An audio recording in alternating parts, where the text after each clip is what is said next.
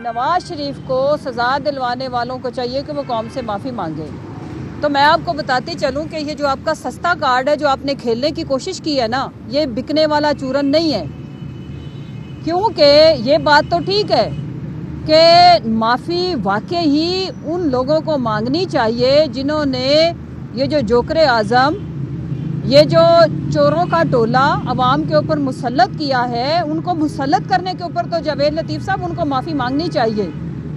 लेकिन जो नवाज शरीफ कार्ड आप खेलने की नाकाम कोशिश कर रहे हो ना, उसका मैं आपको जवाब देना चाहती हूँ कि नवाज शरीफ ने फ्लोर ऑफ द हाउस खड़े होकर कहा था ये है वो ज़राए जिनसे हम अमीर और कबीर हुए, और उन्होंने अपनी कोई मनी ट्रेल और पता नहीं क्या कुछ उन्होंने फ्लोर ऑफ द हाउस लहराया था। उसके बाद पाकिस्तान मेरा वतन अजीज़, किसी को भी 2 साल सफाई पेश करने का टाइम आज तक नहीं मिला। आपके ऊपर एक प्रॉपर JIT बनाई गई आपकी करप्शन की दास्तान के ऊपर। उनको सज़ा किसी का मूड ख़राब होने की वजह से नहीं मिली जो हमें मिली है।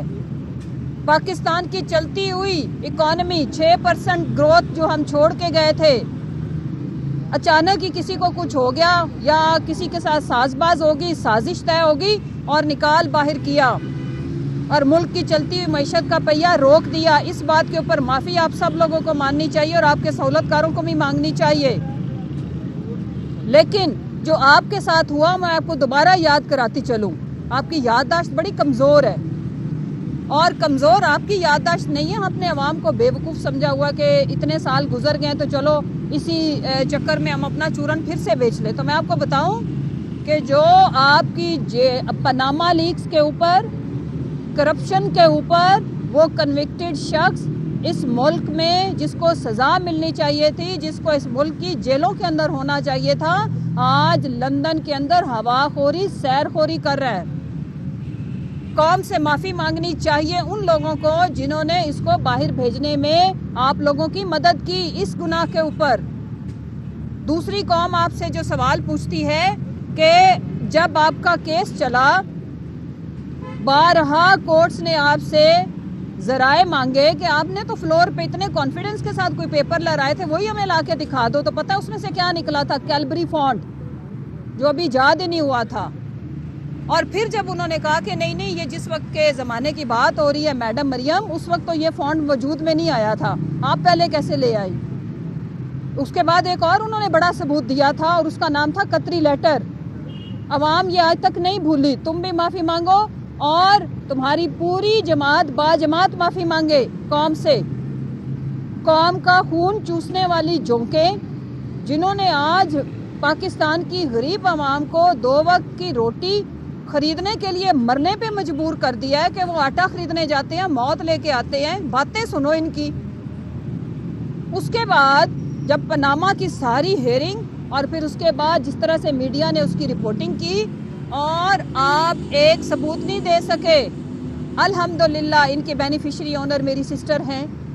याद है ना आपको आपके बेटे की, नवाज शरीफ के बेटे की वो बात कि एक तरफ उनको मानने से इनकार और फिर टीवी शोज के अंदर बैठ के अल्हम्दुलिल्लाह कह के सब कुछ ही मान गए। उसके बाद जिस तरह से इस मुल्क से मनी लॉन्ड्रिंग होती रही, जावेद लतीफ़ साहब आज आप कह रहे हो कि ये जो डॉलर की प्राइस बढ़ी है, रुपए की कदर गिरी है, इसका जिम्मेदार कौन है? तो इसकी जिम्मेदार आपकी टीटियां हैं, आपके लीडर की मनी लॉन्ड्रिंग है। आपकी छोटी सर्जरी के माशाल्लाह से अरबों रुपए के लल्ले तलल्ले हैं और मकसूद चपड़ासी के अकाउंट में आने वाले वो अरबों रुपए हैं। उसके बाद मेरी वालदा का चमड़े का कारोबार है। ये है वो ज़राए जिसकी वजह से मेरा मुल्क आज गरीब से गरीब तर हुआ। फिर आपने बड़े मासूमाना अंदाज में पूछा है कि जी हम तारीख देंगे जब ये KP और पंजाब के इलेक्शन की अनाउंसमेंट होगी। तो मैं आपको बताती चलूँ कि 90 दिन से ऊपर की कोई गुंजाइश नहीं है।